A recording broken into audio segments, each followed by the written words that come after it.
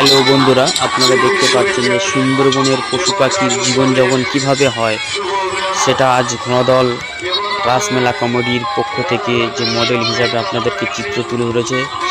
যে সুন্দরবনের পশু পাখি জঙ্গলের ভিতরে কেমনভাবে বাস করে, সে হিংস্র প্রাণী পশু পাখি একে অপরকে কেমনকে আক্রমণ করে, সেইভাবে যে মডেল হিসাবে এবং ডিজিটাল মডেল আপনাদের সামনে তুলে ধরেছেন ঘনদল রাসমেলা কমেডি। তো আমি আপনাদেরকে ভিডিওর মাধ্যমে আপনাদেরকে পুরোটাই পরিদর্শন করাবো। আপনারা ভিডিওটা সম্পূর্ণ দেখতে থাকুন শুরু থেকে শেষ পর্যন্ত।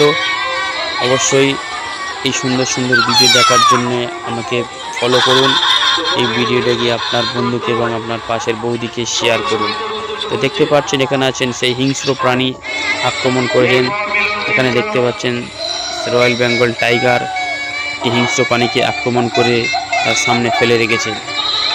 আরও আপনারা দেখতে পাচ্ছেন যে কত সুন্দর একটি বক বসে রয়েছেন, সেই চারিদিকে সাপ আছে এবং আরও অনেক পশু পাখি দেখতে পাচ্ছেন। এখানে একটি সিংহ একটি দেখতে পাচ্ছেন, একটি সিংহর পাশে বসে আছে একটি ছোট্ট কাক।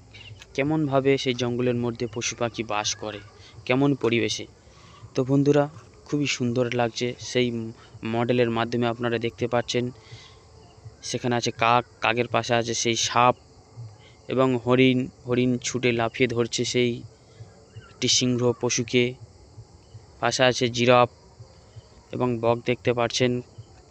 তো আপনারা পুরোটা মডেলের মাধ্যমে দেখতে পাচ্ছেন সেই সুন্দরবনের পশু পাখির চিত্র কেমনভাবে বসবাস করে। আমরা তো অনেকেই যেতে পারি না। সো বন্ধুরা, ভিডিওটা ভালো লাগলে অবশ্যই লাইক কমেন্ট শেয়ার করুন।